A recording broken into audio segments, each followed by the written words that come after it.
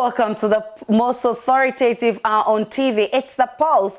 We're live from our studios in Kokomlemle on your digital terrestrial TV because we're free to air. We are also on DSTV channel 421 and GoTV channel 144. This is your home of fearless, credible and independent journalism. Coming up this hour, I saw Kaka's brother dragging him to the bathroom. That's the testimony of co-tenant of the late Kaka when she took her turn before the committee. We'll also hear from mother of 16-year-old boy whose leg has been amputated following the EJURA disturbance. Also in this package, more than 1.7 million cedis to be returned to state coffers as spouses of president and vice prepare to refund allowances received since 2017.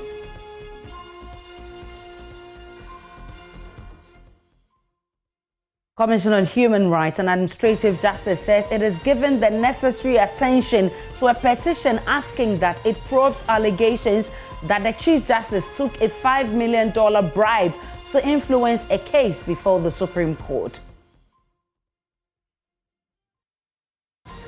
We have our lenses wide open for all the details. My name is Ibrahim. Remember, we are also streaming live on YouTube and all our social media handles. You can also tweet at me at the Nana Aisha. Stay tuned in on The Pulse. Always a pleasure to host you.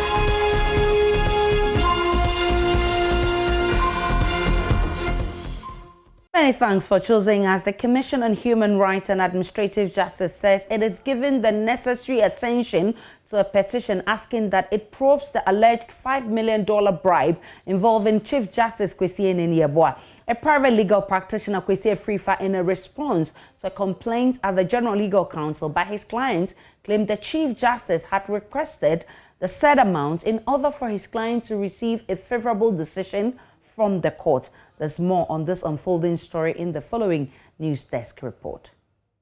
It all started with a petition filed by Ojedom Obranu Kwesi Atta VI against his lawyer Kwesi Frifa. The traditional ruler alleges the lawyer had asked for an amount of $100,000 from him to be used for what he called, quote, ways and means, end quote, to secure a favorable decision. Mr. Atta says he paid the amount but requested a refund on suspicion that the lawyer had not used the money for the said purpose. The lawyer in his response dismissed the allegation and rather leveled another. He claimed it was his client, the chief, who said he had met with the Chief Justice who demanded an amount of $5 million to return a favorable judgment. Ojedom Kwesi Atta has since denied this allegation.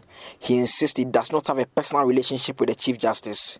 The CJ has since written to the police asking that it investigates the matter. Legal practitioner Max Olopokwajiman says it is irregular for such matters to be taken center stage in the public domain instead of the in-camera hearing. Even the petitioner is also saying stay tuned, as if it is a concert party that we are going to have a repeat.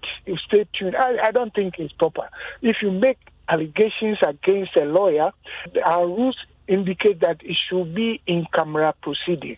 All the documents are confidential until decisions are made. Anti-corruption campaigner Edem Senanu says a timely investigation by the police and SHRAJ will settle the matter. I think that if CID and SHRAJ take a look at this and are expeditious about it in providing what exactly happened between the parties, it will help all of us. SHRAJ, in a statement to the petitioner, Aserpa, says it is giving the matter the necessary attention. More than 1.7 million cedis will be returned to state coffers as spouses of the president and vice say they've decided to refund allowances received since January 2017. It follows public backlash against the government's decision to pay salaries to presidential spouses. In a statement released by her office last night, the First Lady explained her decision was born out of the negative public portrayal of her as self-centered person. The Second Lady has also followed suit.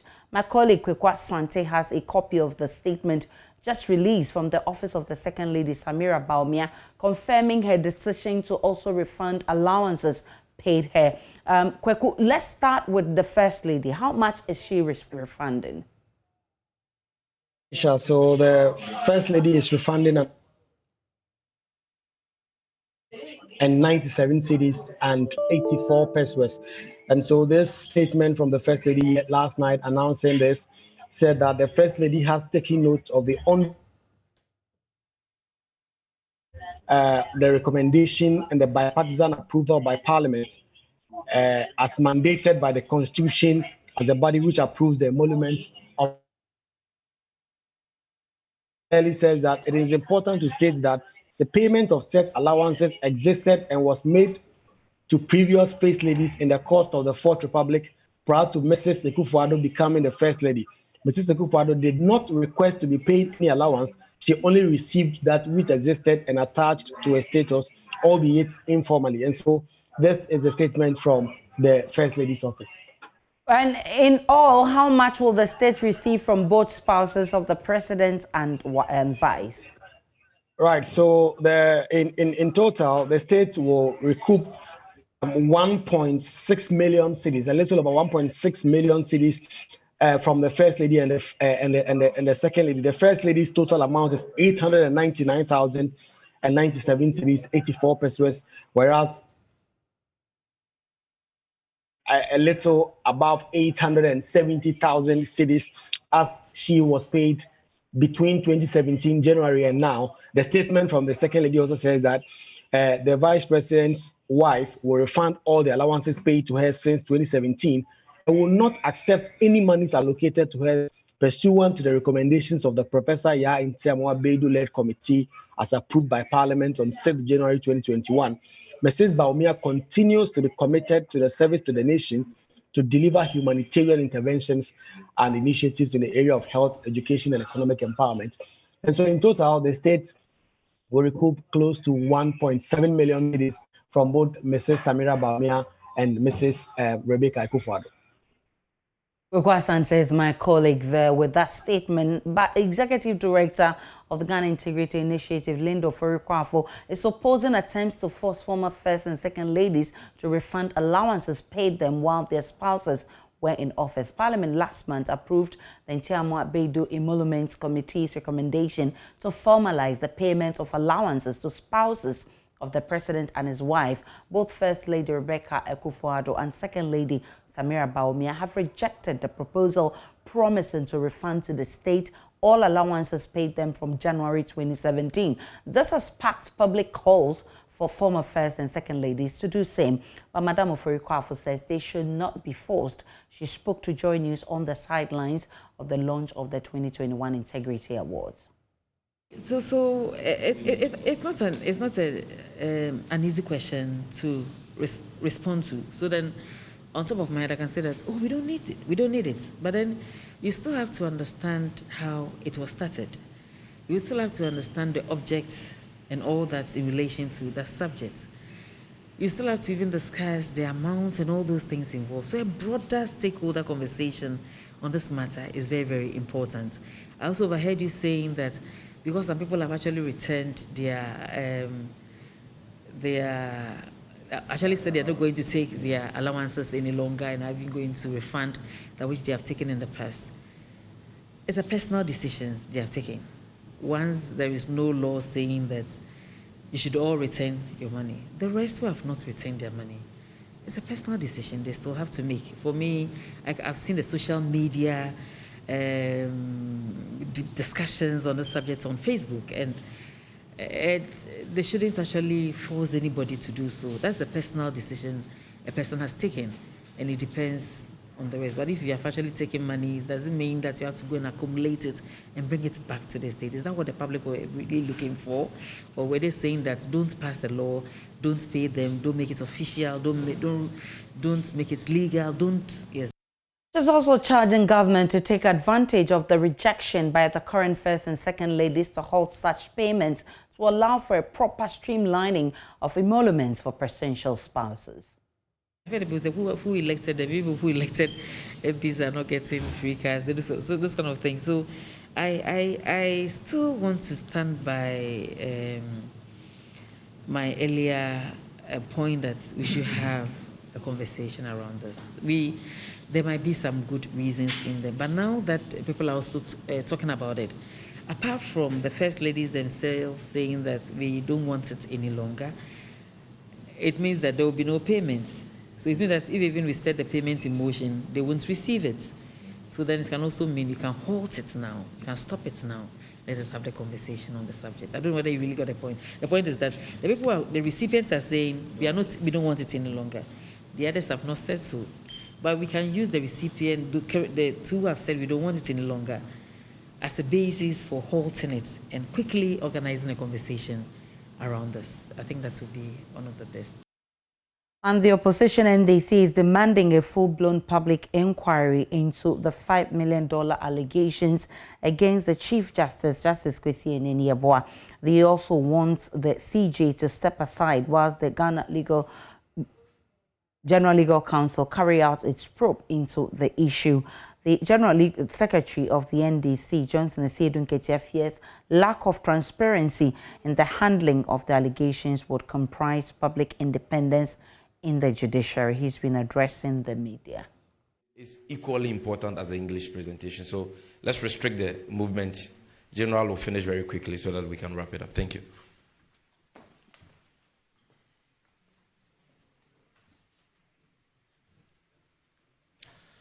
Yeah, the first question was to find out whether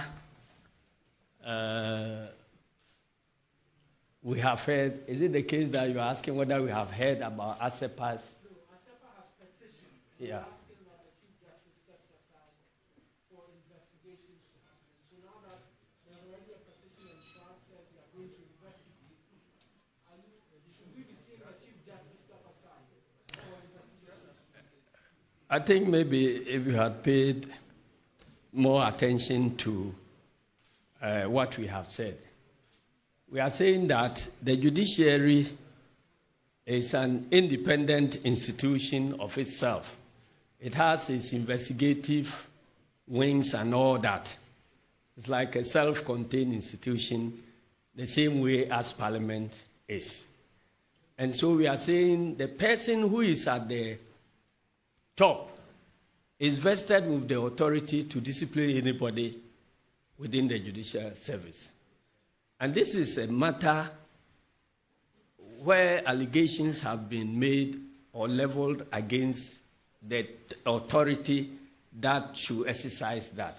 So if they decide to go doing their internal investigations, then it will be difficult for anybody to accept it when the Chief Justice is in office, and then he will constitute a committee which will report to him, and then it is a case against him and another person. So that's where we are saying good governance practice requires that if they choose to do that, then he may wish to step aside for somebody, whether there is his deputy or whatever, to take over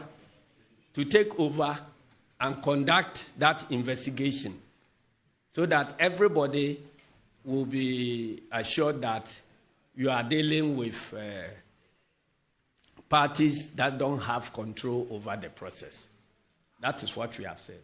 But we have given other options, one being Shraj, the other being public inquiry, and so on. If whatever route we choose, if his continuous staying in office will not compromise anything, then of course there is no point in him stepping aside. You understand? Unless you are able to prove that if Shrag is dealing with the matter, there are some pieces of evidence that may be within the judicial service which he may have control over it, and so on and so forth. That is a matter for Shraj to determine. But from the outside, if the matter is being investigated by an outside institution,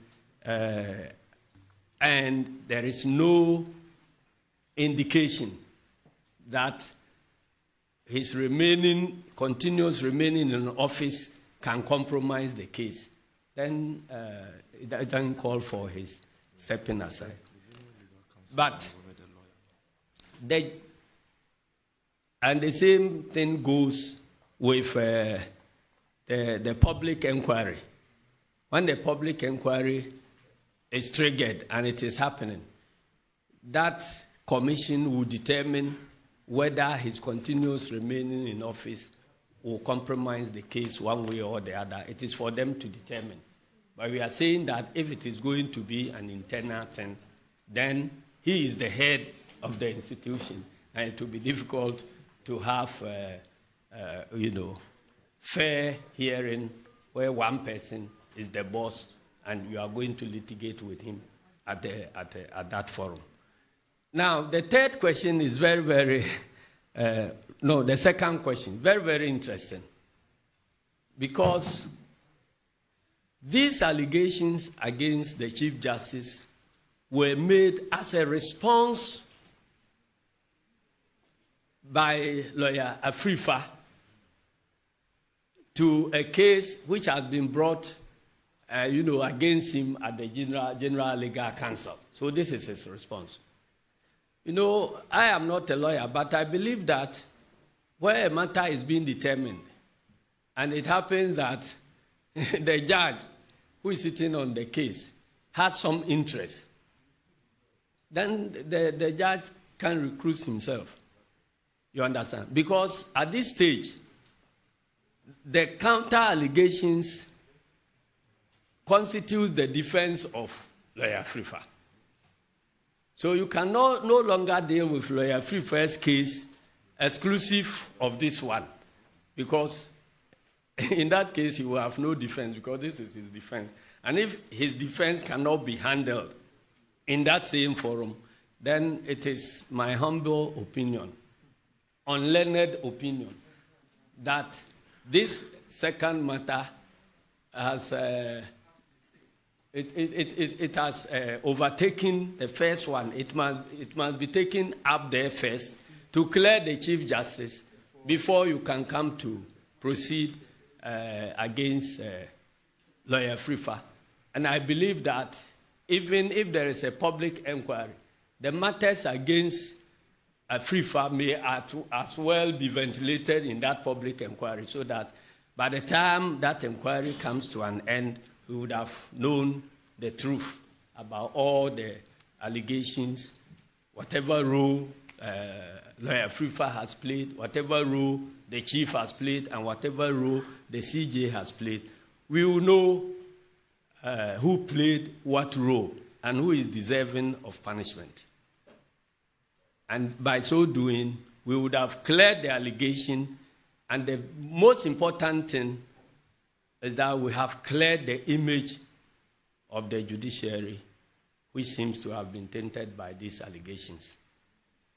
So our prime objective is to contribute our quota in making sure that we build a democracy by ensuring that our judiciary does not belabor under any doubts about their integrity and so on. So that is why we are communicating to the public through you.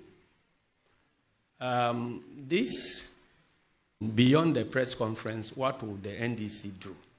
Is it the case that in all your training institutions, this is a question you are taught to ask? At every press conference, this question is asked.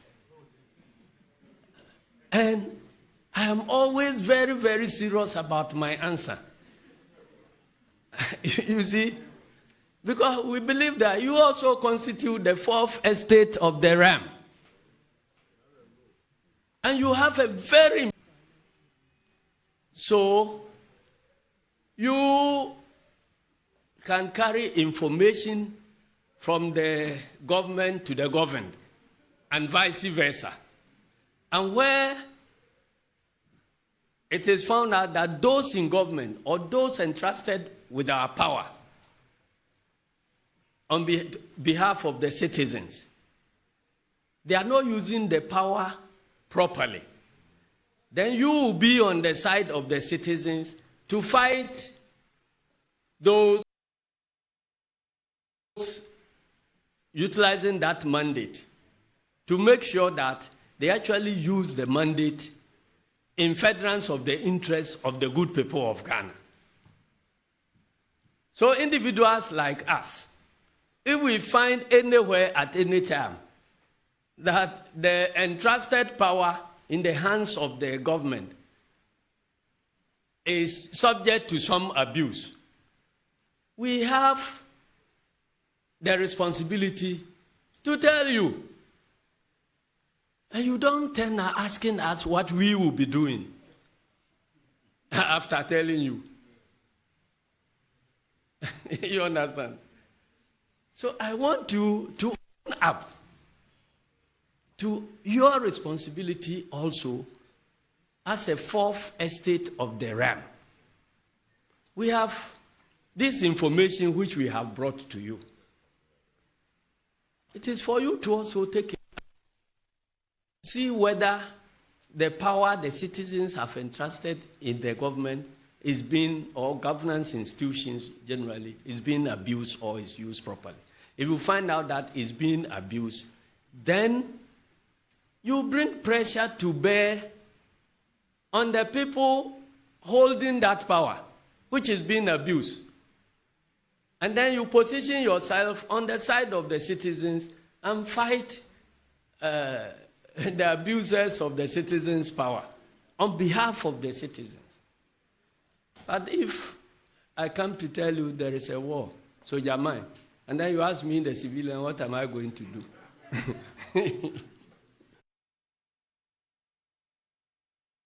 And that was Mr. ASIEDU NKETIA, who is General Secretary of the NDC, from the NDC headquarters, speaking about the probe into allegations that the Chief Justice has taken bribe. And he says that there must be a full-blown public inquiry into that, because they fear there will not be transparency, or there will be the lack of it. And so there must be a public probe into the matter. Let's move to Parliament right now, because NDC MP for North Tongue Samuel Okudzeto Ablakwe is calling on government to roll out immediate measures to bridge the high salary inequalities between Article 71 office holders and ordinary workers in the public service. The 2019 Professor Yapedu Intiamwa Emoluments Committee expressed concern at 2016 ordinary public sector workers earned about 6% of the monthly average salary of Article 71 office holders. The report observes the highest paid public servant in that year earned 28% of the salary of a member of parliament. Mr. Ablakwe says the situation is worrying and has to be reversed as soon as possible. Joseph Opoku-Gakpo will be joining us shortly to tell us more about this proposal. We'll take a break on the pulse. There is more. Do stay tuned in.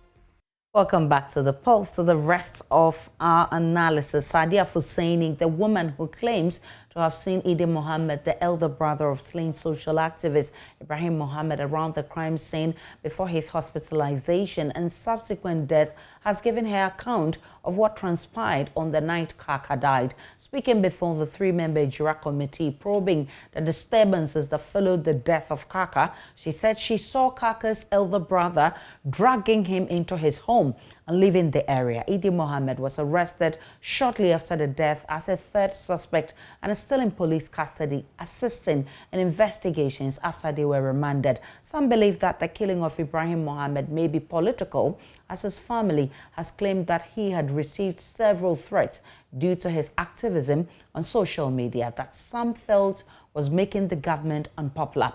Testifying before the committee, Mrs. Husseini, who has lived in the same house with Kaka's family for nearly 19 years, recounted what she saw on that night, explaining that she was initially reluctant to share the information with anyone because she was scared that no one will believe her, since Mohammed is Kaka's brother. So,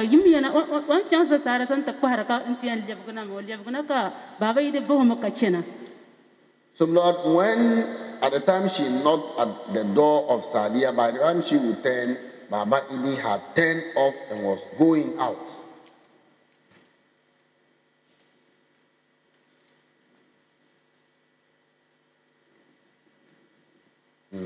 So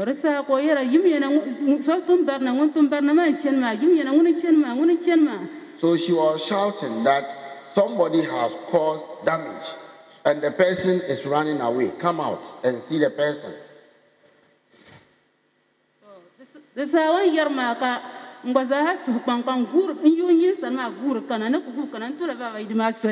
So, Lord, I also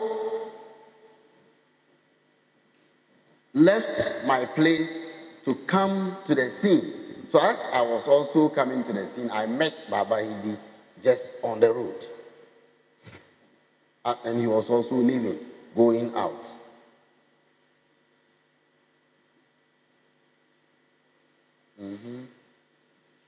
So,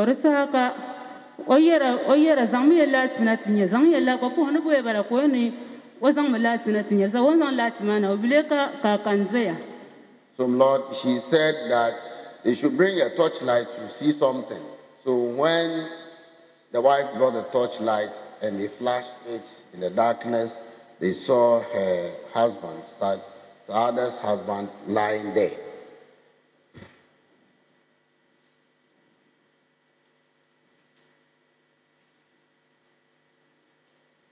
Sure. So, Lord, they picked him and took him to the hospital. Lord, Kaka was taken to the hospital.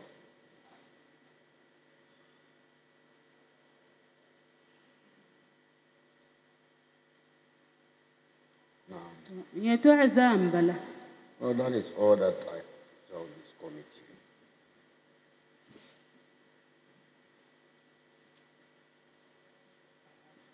Does she remember the persons who actually took him to the hospital?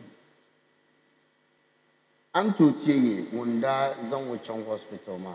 Dalan Kakachong Hospital. The young man got chest of your high with Jan, one does one motor. The young man teaching you. Teacher. Well, there is a teacher in our house and he has a motorbike. So he took him to the hospital. So before this incident, did she have any relationship with the family, the Kaka and his family? Or let me put it this way, how was their relationship like? Ne kavin ya to anwo ni ya yesi America ka num yin num ma wala ke sunsun ni bi. Ya malika ka yan ma tamun ba kai to ashali. Lord, there is no bad blood between myself and Kaka's family.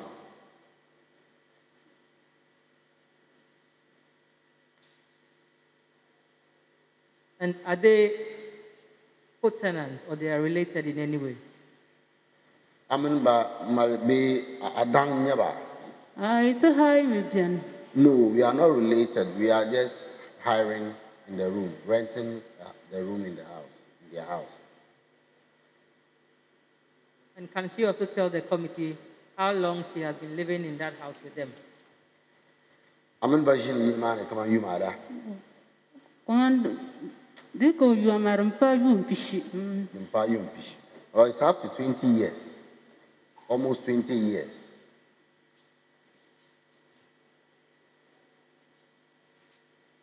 So, did she also see Kaka that night, wherever he was lying? Did she herself see him? Dozo agbadanya Kaka ko doya, injida ndoya. Yes, I saw him when I thought he had been harmed, lying there.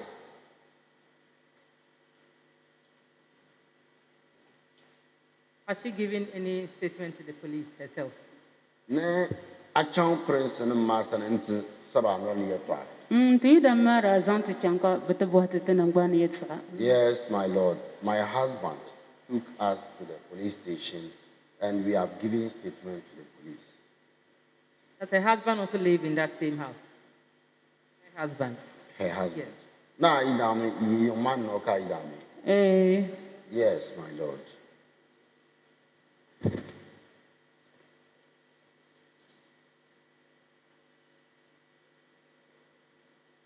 So, what has the situation been for her after her complaint to the police?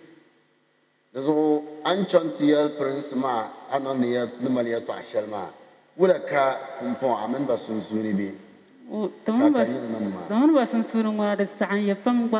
Lord, seriously, there has been a serious bad blood between us. when we lodged the complaint at the police station. Between us? Yes, between her and Kaka's family.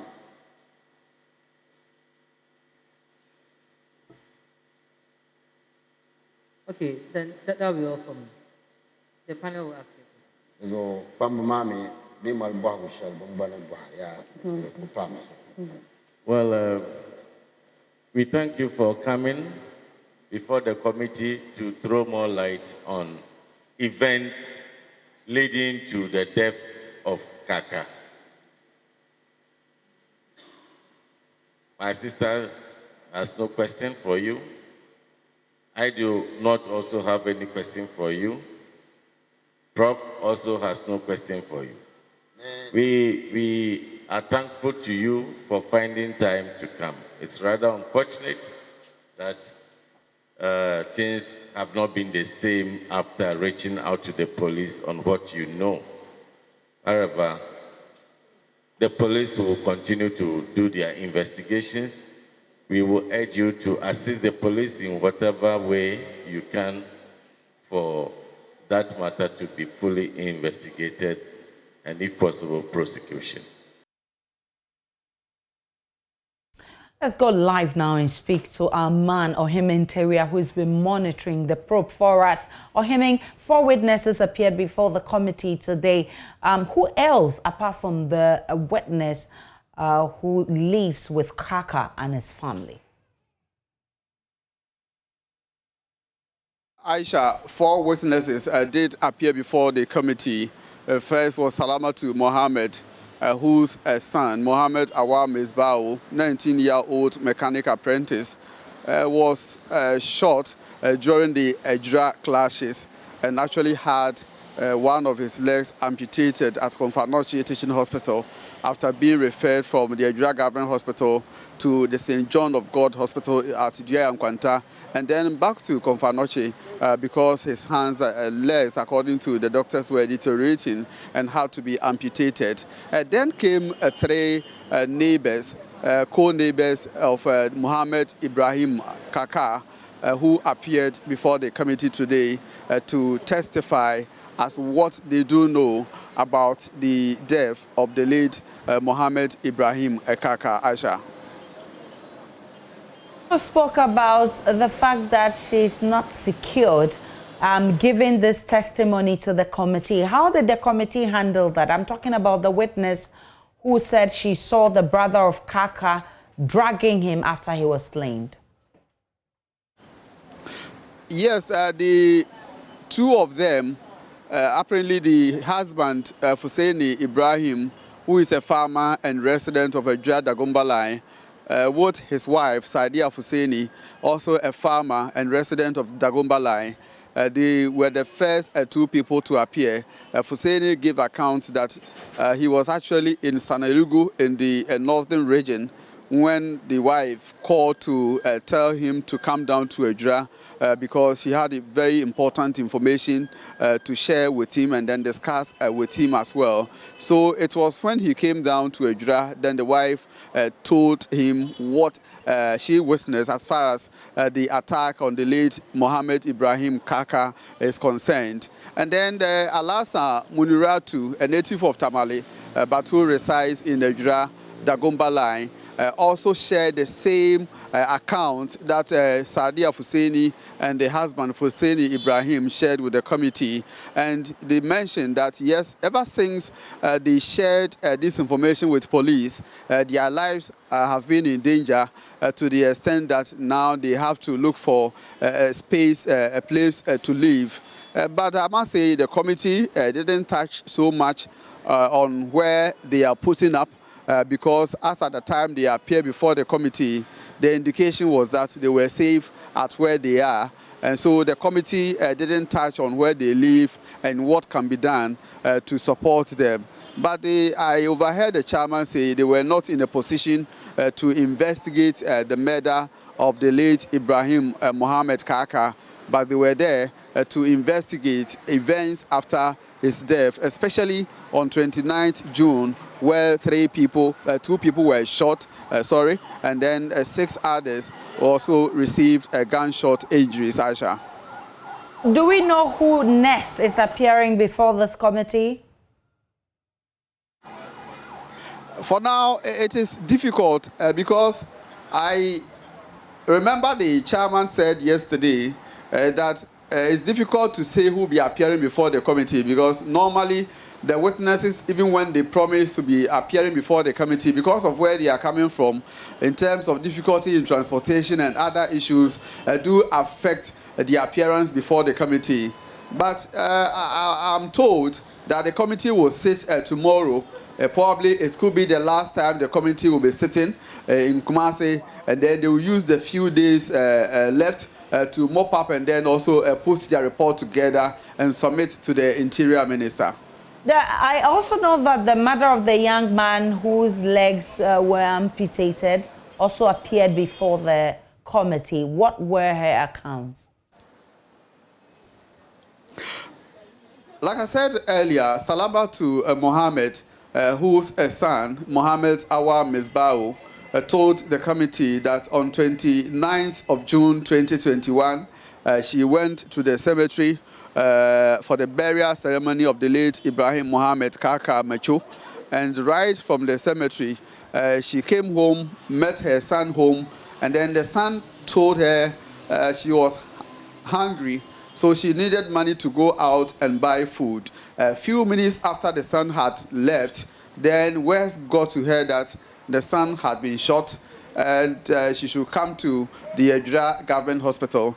She rushed to the hospital and met her son at the hospital, and later on, when the son regained consciousness, then he did tell her what happened in the events leading to her shooting. So it was at that point that the doctor suggested that the son should be sent to the St. John of God Hospital at Duyayankwanta for further treatment on the legs. And on the particular Thursday, when doctors came and said they were taking the son to the theater, they came back to tell her there's nothing that they could do after asking her to pay 1,500 Ghana cedis and recommended that the son should be sent to Komfanoche for further care. So they got to Komfanoche about 4 p.m.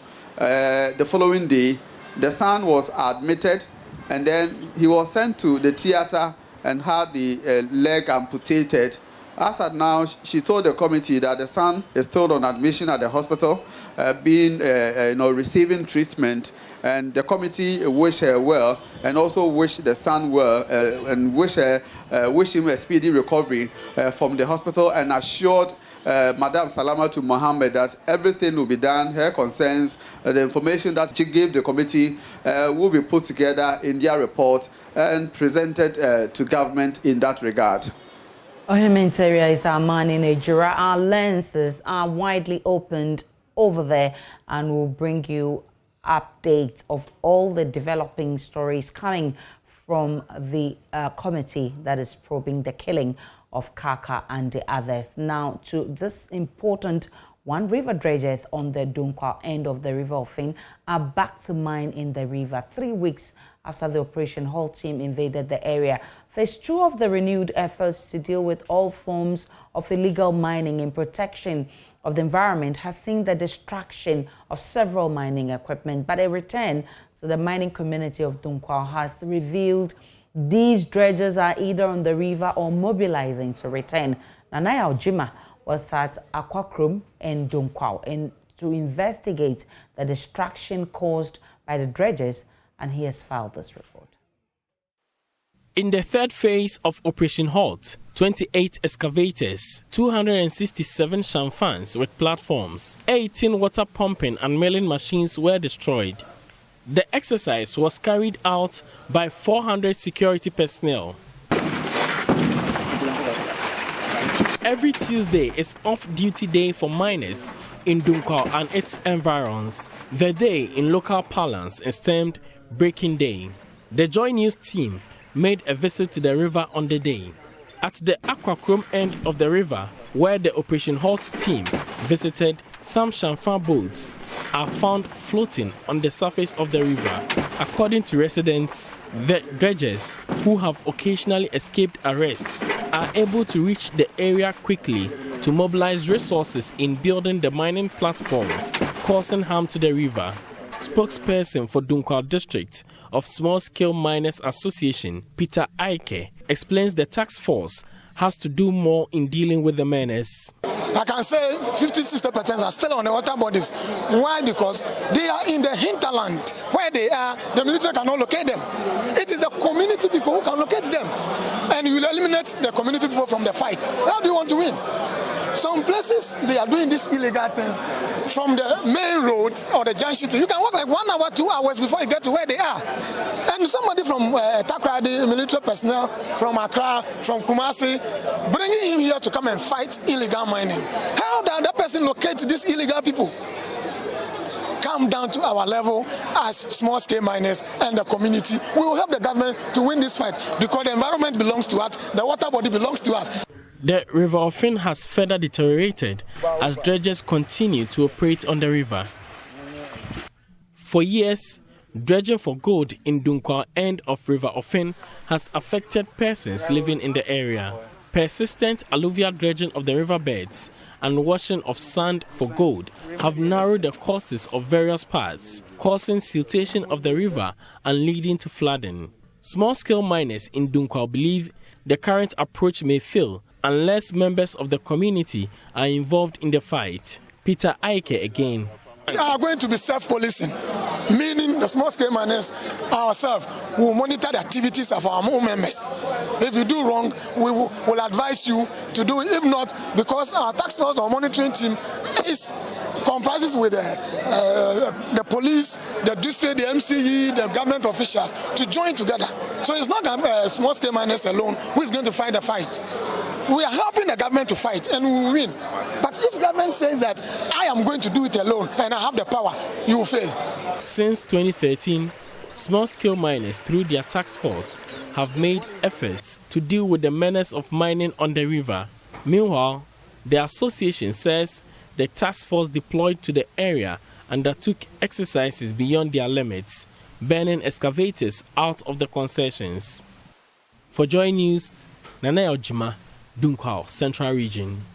Back to Parliament for our earlier story where NDC MP for North Tongue Samuel Okudzeto Ablakwe is calling on government to roll out immediate measures to bridge the high salary inequalities between Article 71 office holders and ordinary workers in the public service. The 2019 Professor ASIEDU Intiamwa Emoluments Committee expressed concern in 2016 that ordinary public sector workers earned about 6% of the monthly average salary of Article 71 office holders.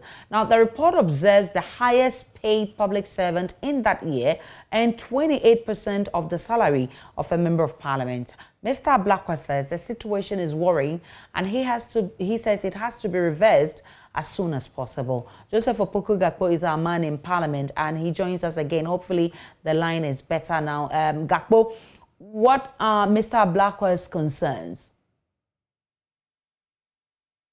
Thinks that the wide gap between Article 71 office holders in terms of their remuneration and that of ordinary members of the public service is something that is worrying.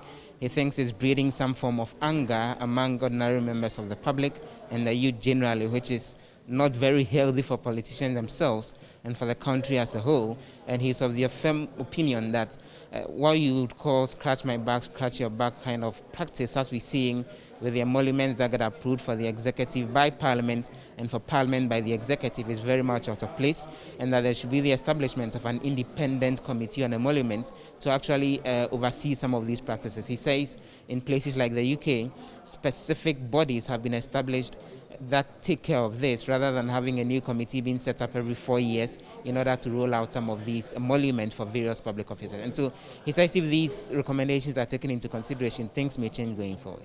But he himself is a member of parliament. What does he intend to do? I know recently he's been filing motions, for instance, to ask questions about the purchasing or the hiring of a private jet for the president to travel, which he says the finance minister has still not provided answers. What does he intend to do about this one?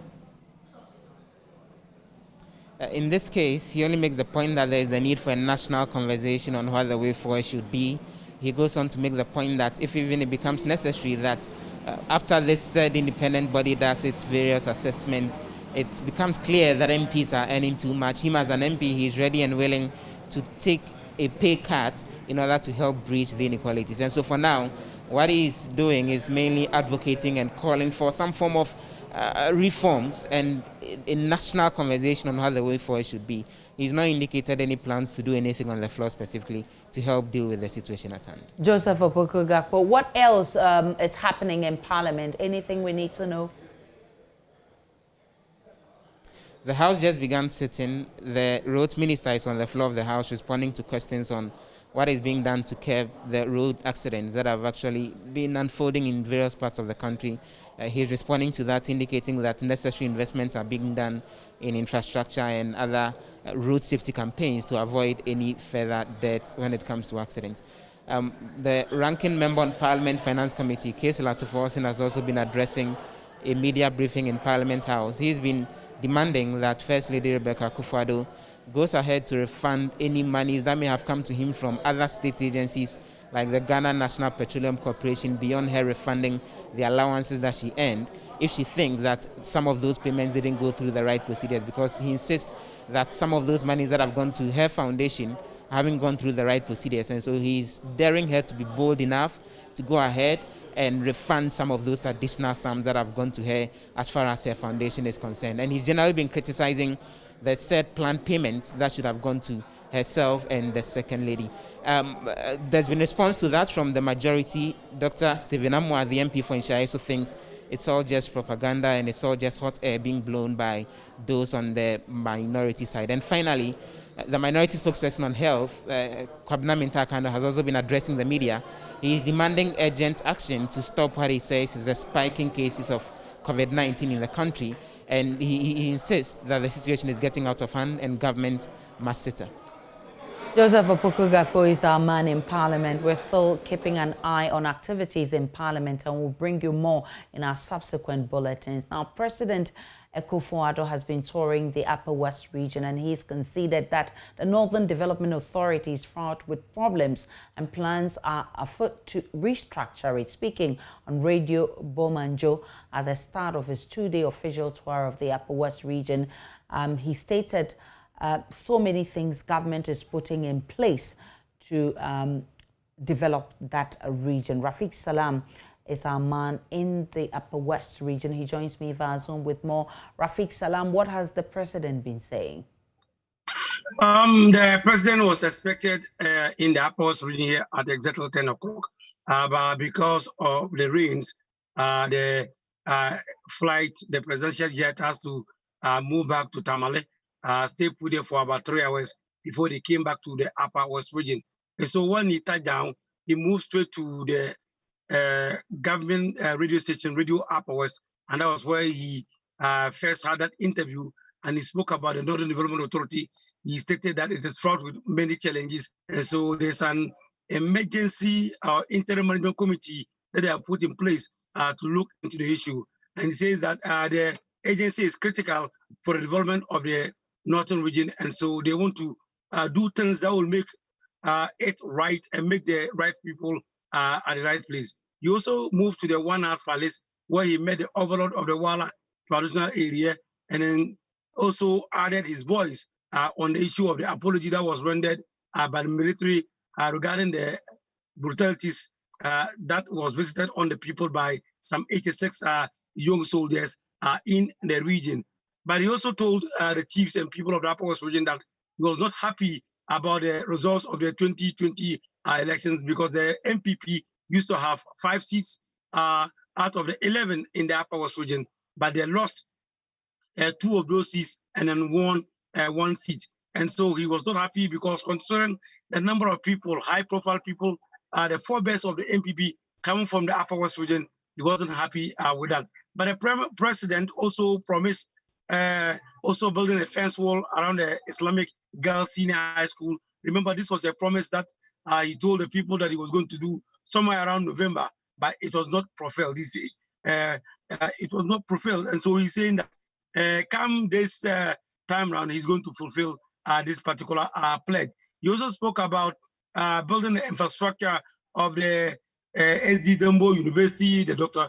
Liman War Technical University, Dr. Liman Technical University, and also others. And so the president, as I speak to you now, is now on the helicopter heading towards Tumu to meet with the Tumukuru and also commission a business center there.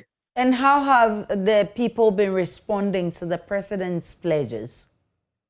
The people, they clapped for him. They were not really enthused about some of the things that he spoke about, because on the issue of the Islamic Girls Senior High School, it was a promise that he made to the Wana and also the Yarana, and he said that he was surprised that the fence wall was not constructed there before he came there. He was only learning that the fence wall was not constructed, and also he also made some pledges, some promises that were requested by the people, and he was able to fulfill them. So the reaction of the people is mixed regarding the pledges or the promises of President Akufo-Addo. Rafiq Salam is our man following the president, and we'll be bringing you more on that. And still to come in this bulletin, cases of COVID-19 surging and doctors warning that protocols must be taken seriously. We'll bring you more shortly after this break. This is The Pulse.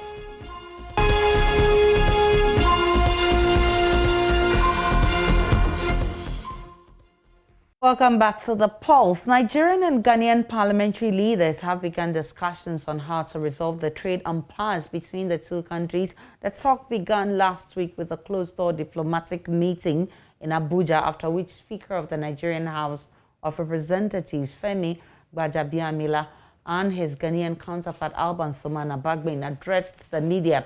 They said the trade dispute would soon become history. Right, Honorable Speaker, I am here just to help bring finality to the impasse. I pledge my commitment and that of the Parliament of Ghana to contribute in every way possible to end the impasse between traders of our two sister countries. In furtherance of that, under my leadership, the Parliament of Ghana has appointed a 7-member committee as Ghana's delegation to the Joint Committee of Eminent Persons of our legislatures. They will interact with their Nigerian counterparts towards passing the Ghana-Nigeria Friendship Act. The act will set up the proposed Ghana-Nigeria Business Council, which is intended to provide the legal and institutional framework to sustain the continued friendship and business interests of our people. I am particularly glad to indicate that they are with me on this trip and are ready to engage with their counterparts towards realizing the intentions expressed in the Act. The communique of 31st May 2021 meeting suggested in part a ring fencing of some of the thorny requirements of the Ghana Investment Promotion Center Act 2013. This was a laudable suggestion. Of particular mention in this regard is the reconsideration of the $1 million United States minimum capital requirement for trading enterprises under Section 28(2) of the Act. This is to facilitate regularization of the businesses of the affected Nigerian retail traders in the trade impasse. Equally commendable is a special concession to be applied to the requirement for the payment of 0.5% stamp duty on the capital investment required by both the Ghana Investment Promotion Center and the Registrar General's Department in respect of investment by foreign nationals. Well, let's have a conversation about this one. Joseph Paddy has just joined me in the studio. He's Director of Communications of GUTA. They've expressed concerns about what the Parliament of Ghana and that of Nigeria intends to do. Prince Boateng, his PRO of the Ministry of Trade and Industry, he will be joining us shortly also on Zoom for this conversation. But Joseph, what exactly are the concerns of GUTA on this matter? Thank you very much. And then let me say good evening to your viewers. And then, yes, we have so many concerns. And it's unfortunate this statement is coming at this time where GUTA has been crying for all this year. It's like a rehashing of existing laws. There's a UTLS law, the ECOWAS Trade Liberalization Scheme law, that it was introduced as a purpose to free movement of goods and services within the ECOWAS member state. But even within that law, there's what we call origin, rules of origin, which means whatever product you are bringing from a member state, it must be originated or must be produced from that member country. And then they give a concession of duty-free and waivers. So this law already exists. So we don't know why the Honorable Speaker will then go and say, you are coming to do a friendship. So the question we're asking is, so if another member state gets service, so I also want to be friend to Ghana, so also give me another friendship act. Already there are existing law that has been introduced for our businesses, which is the GIPC law, which says, as a foreigner, you see, as a foreigner, you are coming to do business in Ghana, come with a capital of $1 million, employ 20 skilled Ghanaians, so our brothers and sisters who have just completed school from Legon, from Tech, can get some job to do. And that law, we've been working with all this law for this. And before this law was passed, 2013, we were part of the amendment. We went to Dodowa for about 2 weeks to write this new policy, which we are working with, so that if they are going to introduce a new law, how come you are not inviting your stakeholders, the players in the industry? So this is an unfortunate statement that is coming from the Speaker of Parliament, which we, the trading community, we don't agree to.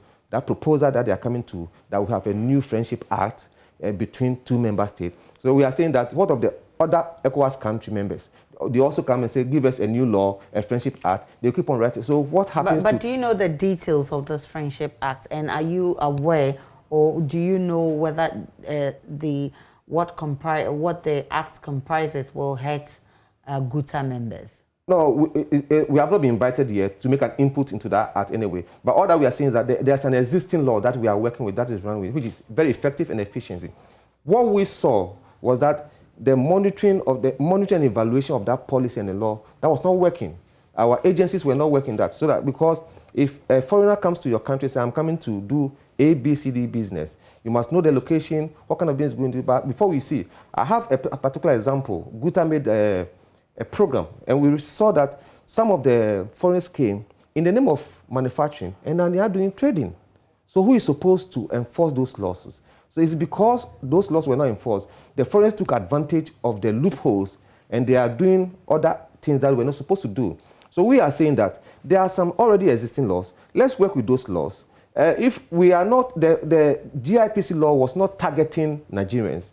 The GIPC law was made for Ghanaians, and that of foreigners, that whoever the foreigner is and you are coming to this country, make sure you come with A, B, C, D. If you are able to do that, you are free to go.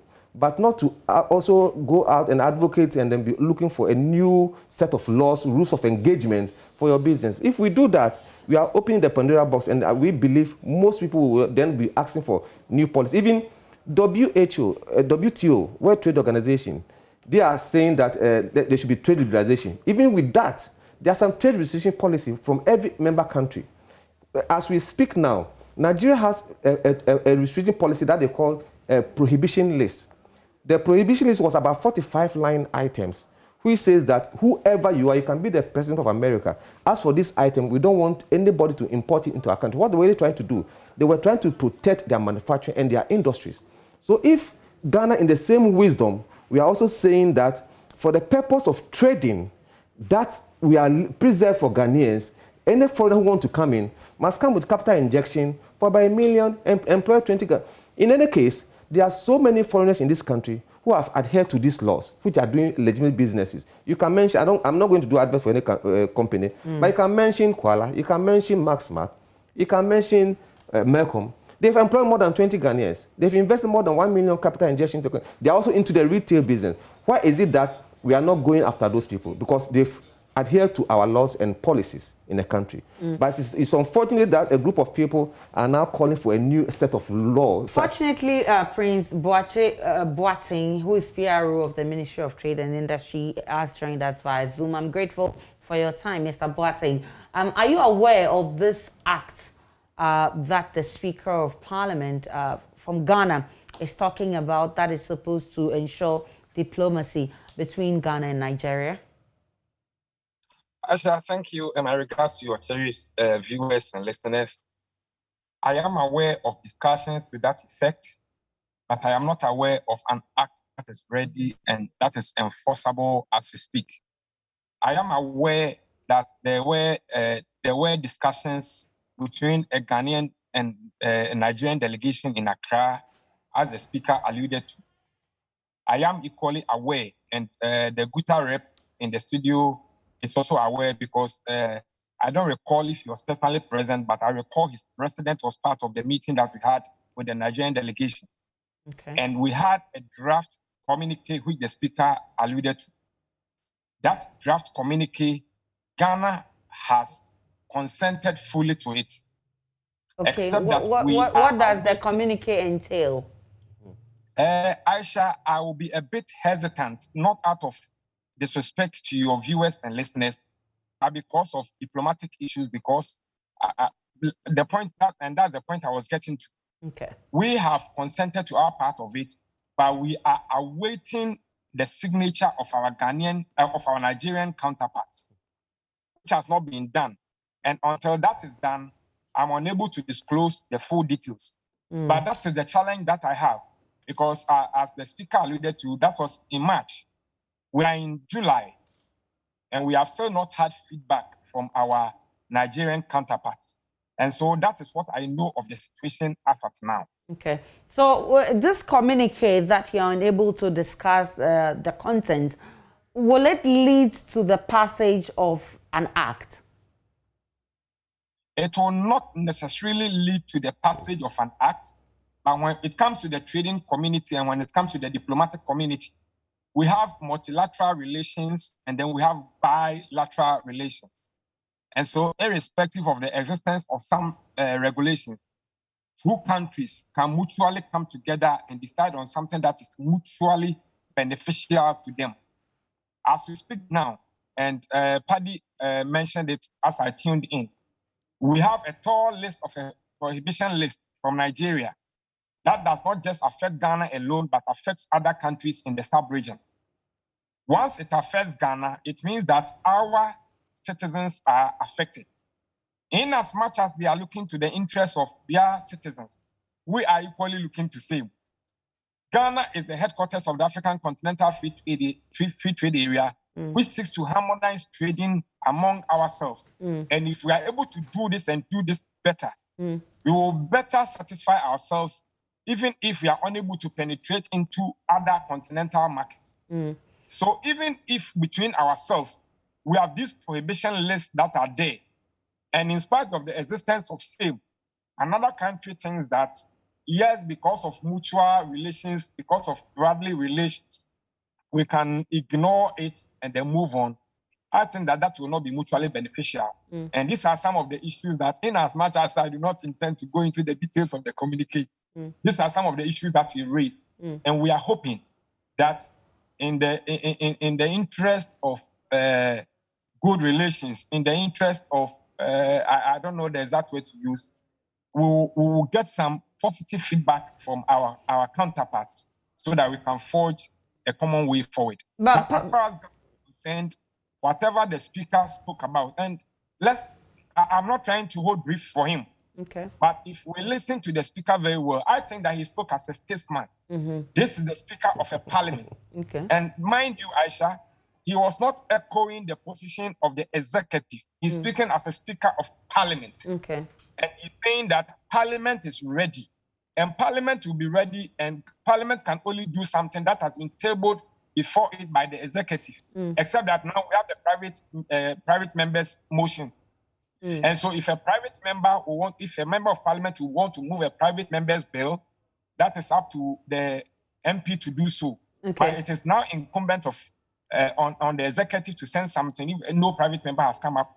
And as far as I'm concerned, government, and for that matter, the Ministry of Trade and Industry, has not put anything before Parliament for an amendment of the GIPC Act, except that we think that going forward, for the mutual interest of our two countries, there are things that we can do, but these, I must say, are at the infant stages. Paddy's concerns are that we have existing laws and there are nothing actually wrong with them. And so this communique that you cannot even disclose the content to us, is it actually necessary? Is there anything wrong with our existing laws?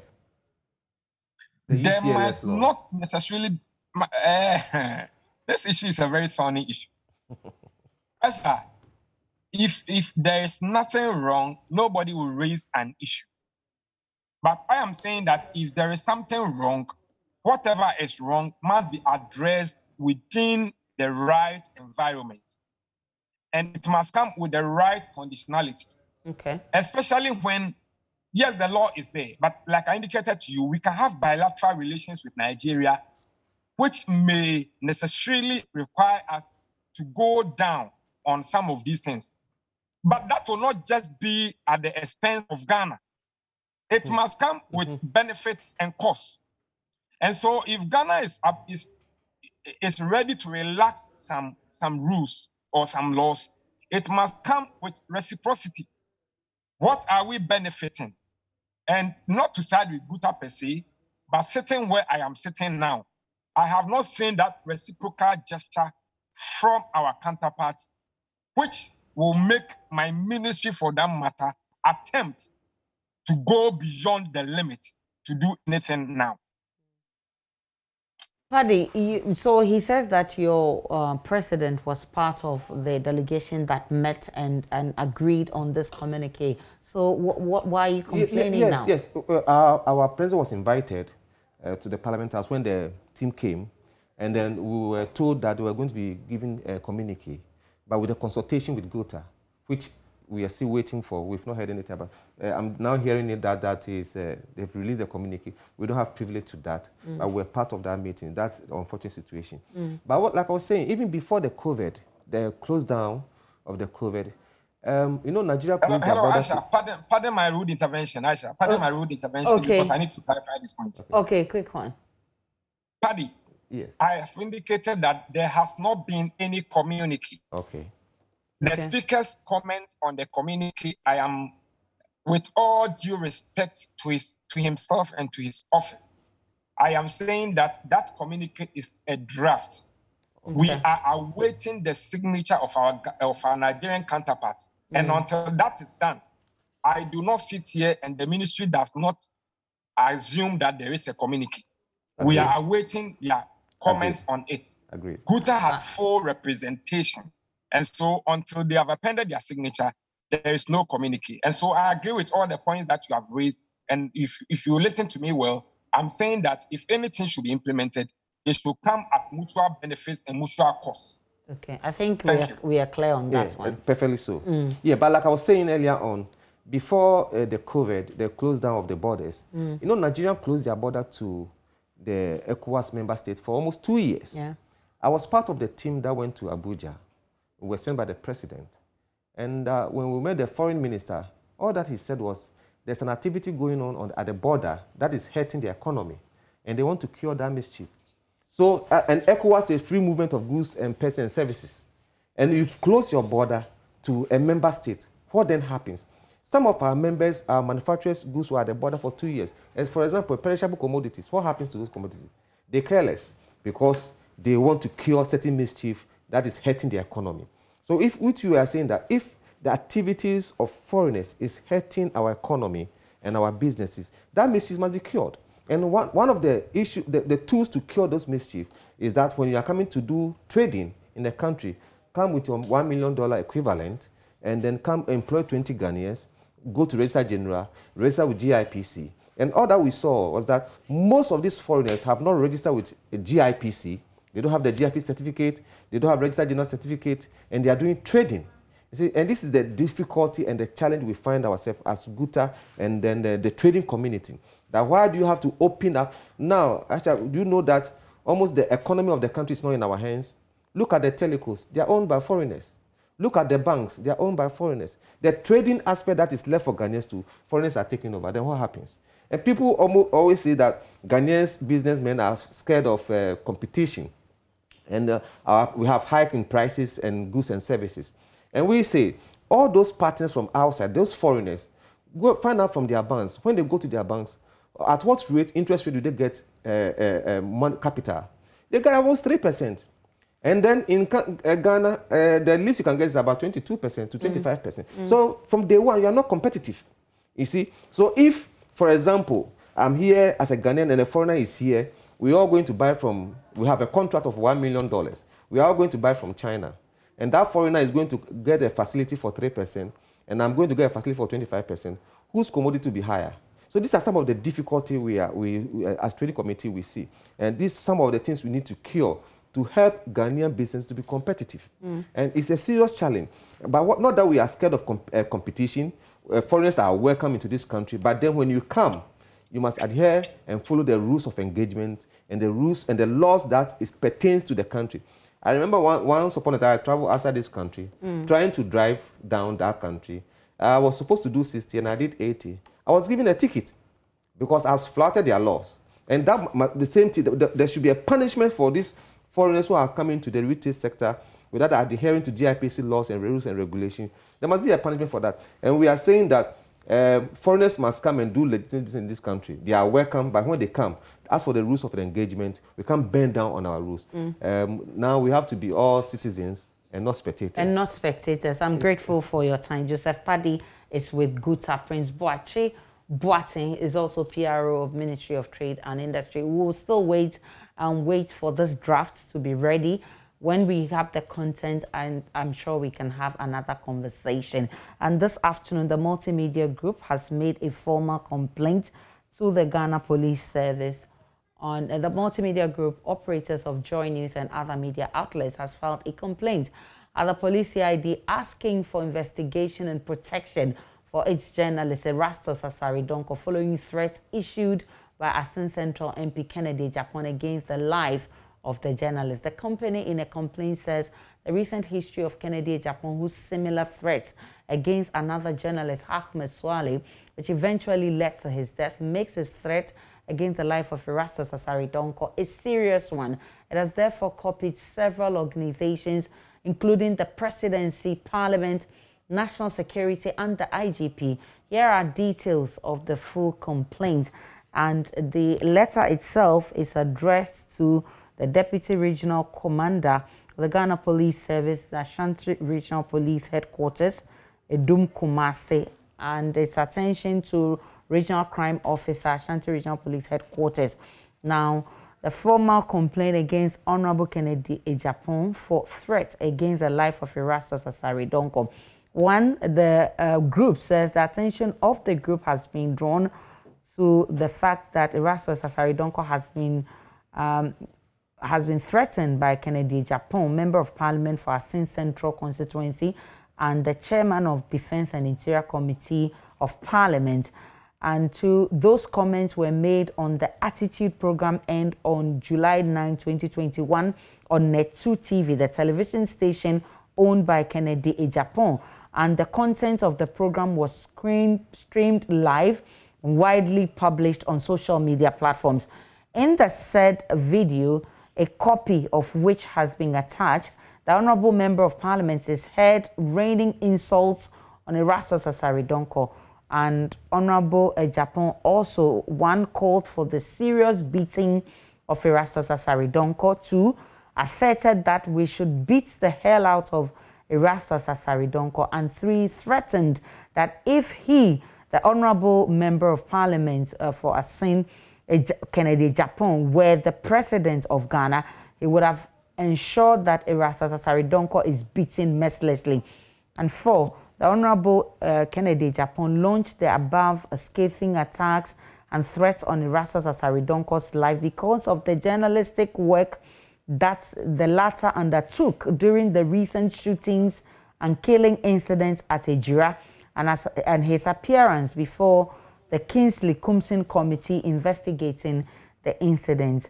Sir, you may recall that sometime in the recent past, Honorable Ejapon issued similar threats against Ahmed Swale, who at the time had undertaken some journalistic works. Ahmed Swale was later horribly killed. And this was made by the multimedia group. The multimedia group operators of JoyNews and other outlets, media outlets, and this is the complaint they filed to the police CID, and they are asking for investigations and protections for the journalist Erastus Asare Donko following the threats issued by the Asin Central MP Kennedy Ejapon against the life of that journalist. The company in the complaint says the recent history of Kennedy Ejapon, whose similar threats against another journalist, Ahmed Swale, which eventually led to his death, makes the threat against the life of Erastus Asare Donko a serious one. We'll bring you updates on this one as we get responses from the right quarters. This is The Pulse. We are back shortly with more.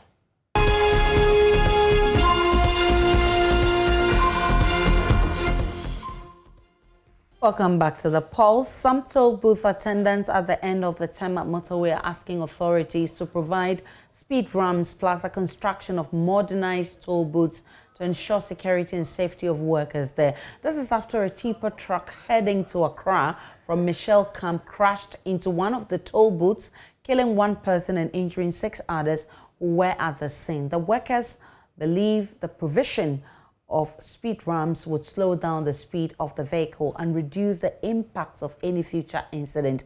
The workers who spoke to JoyNews on condition of anonymity claim this is not the first time a tipper truck has crashed into a toll booth, destroying it. Immediately, Kwesi Parker-Wilson went there.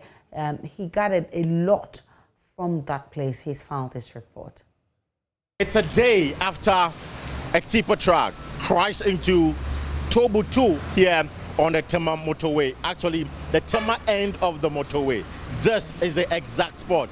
And the car looked like this particular one when yesterday it crashed into the toll booth, killing one person and injuring about 6 others. Well, the situation has not affected operations here at the toll booth, where you can see that there is a free flow of vehicular traffic. The toll booth attendants have resumed work, have resumed their operations, and they're doing their work smoothly and peacefully. Now, this is because there is a new arrangement. Because the toll booth 2 is down, the authorities decided to now quickly operationalize the toll booth 6. So now cars or vehicles have been asked to use that one so that they could make up for the lost revenue, because yesterday after the incident, they suspended operations for a while before they moved on to continue their operation. But however, you can see there red bands here at the toll booth section of the motorway. This is an indication, according to the attendants here and their supervisors, is to demonstrate to Ghanaians that indeed they've lost a colleague. The disease, we are told, was sweeping at this particular end of the motorway where the tipper truck crushed him, drove or ran over his 2 legs, crushing it, and also the arm as well, the left hand as well. So he's been pronounced dead, or he was pronounced dead shortly after he was taken to the Tema General Hospital. We are told by the director of the hospital, Dr. Richard Anthony, that all the others who sustained various degree forms of injuries have been discharged. They have been taken care of, and then they've gone home. They are still monitoring, but however, with a caution, they've asked them to quickly report if they see anything or any unusual thing with their bodies. But today, the toll booth attendant tell me that they are in a very low spirit because of what happened, and they're making 2 requests. They're requesting authorities to quickly put together road ramps or speed ramps to slow down vehicles when they are approaching the toll booth. They believe that will, 1, ensure their safety and their security. 2, they are asking the authorities to also put together modernized toll booths, because this is not the first time a tipper truck or a vehicle has crashed into a toll booth here. About 2 to 3 months ago, we are told that toll booth 5, just right there, was also crashed by a tipper truck. Fortunately for them, the attendant at the time was not in the booth, and so he did not lose a life. But they are asking that because of some of these incidents, they are asking authorities to put together a modernized toll booth so that it will aid and cushion their safety and security. So this is the situation here at the Tema motorway, actually the Tema end of the motorway. So those coming from Tema and going to Accra. And as you can see, yesterday with the situation, the debris were here. Today, it's cleared, making way for vehicular traffic. So currently, if you come or visit the Tema end of the motorway, there's free flow of vehicular traffic. There's no congestion. There's no problem. The attendants are here doing their job as usual. And we've been told that those who witnessed the incident yesterday have been given today off because they were traumatized by the situation. For JoyNews, I'm Kwesi Parker Wilson, reporting from Tema on the motorway. The National Democratic Congress says it will resist all attempts by the NPP to use technicalities to remove the MP for Asin North Joe Jachikwesin from office. A Cape Coast High Court on Tuesday deferred judgment in the matter because the MP has invoked the supervisory jurisdiction of the Supreme Court on the matter. Even though the Supreme Court has set the 27th of July for its decision, National Chairman of the NDC, Samuel Ofosu says the people of Asin North should not be denied a representation because the NPP is trying to increase its numbers in Parliament. He says the NDC has identified the machinations in the case that has culminated in the way and manner the trial has been conducted.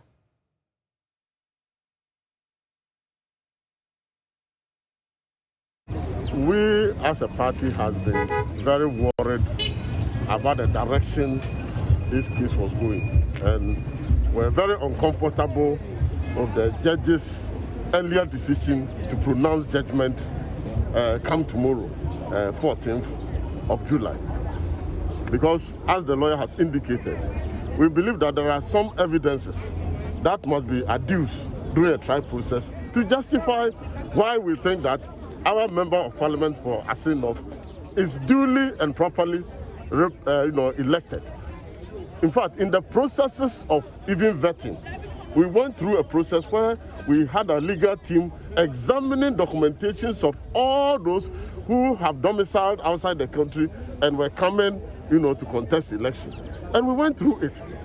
And we were satisfied. In fact, that committee was chaired by no other person than the current Speaker of Parliament, His Right Honourable Ablakwe, who went through all the processes of our legal team to satisfy the party that Honourable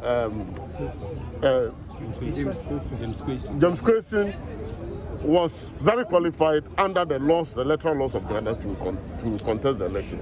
And again, the issues were even raised before the Electoral Commission, and the Electoral Commission also adjudicated on the matter and cleared him before he even filed his nomination.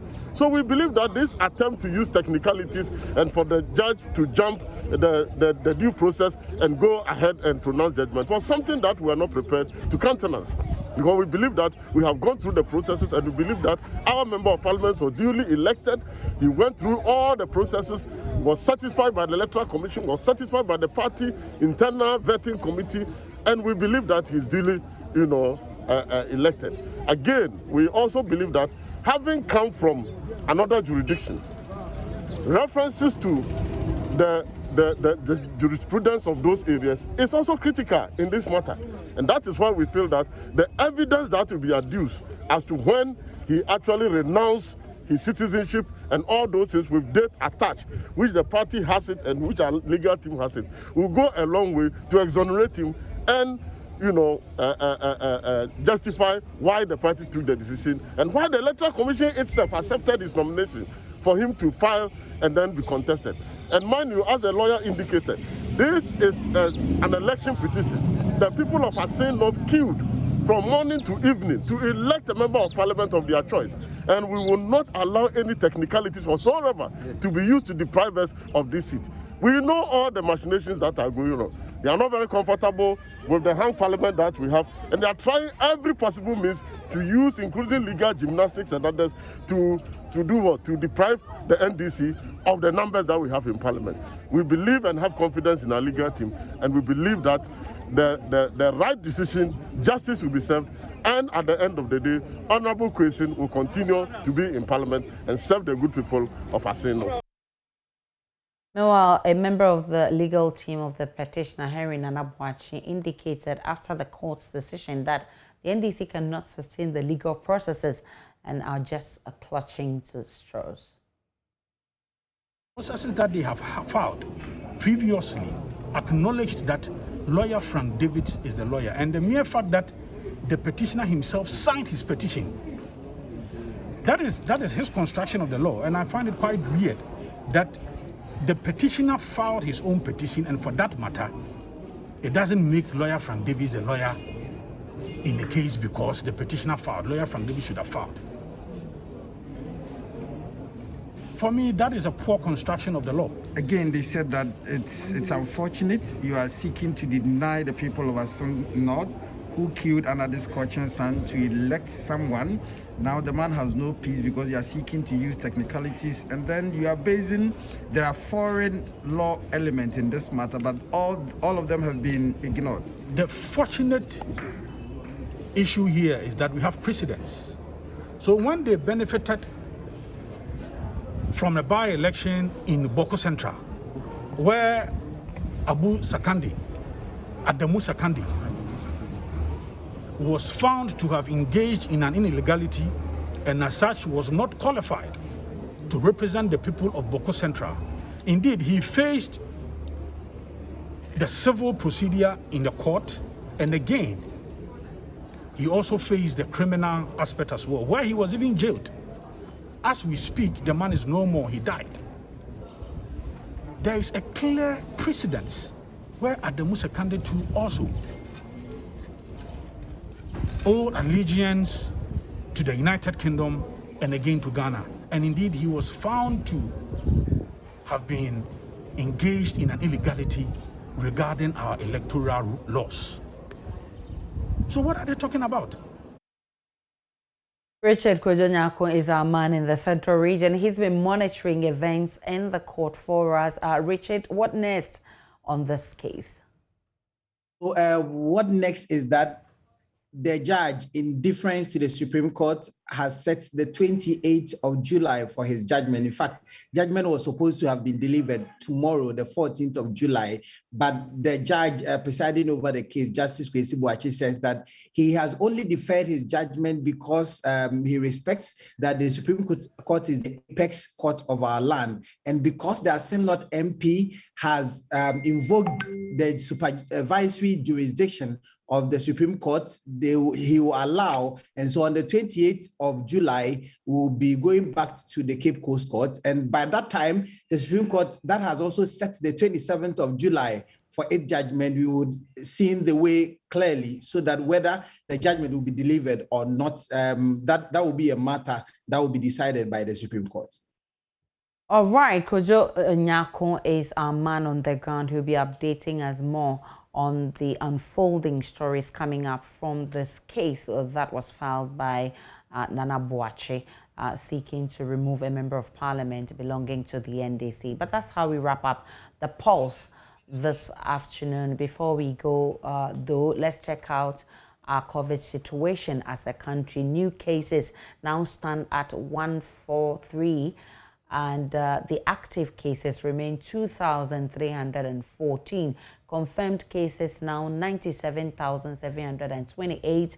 And we have recoveries and discharges 94,612. The death toll has now increased from 799 to 802. And it's super almost 2 hours being with you. I'm grateful that you watched The Pulse. My name is Ibrahim. Do enjoy the rest of our program.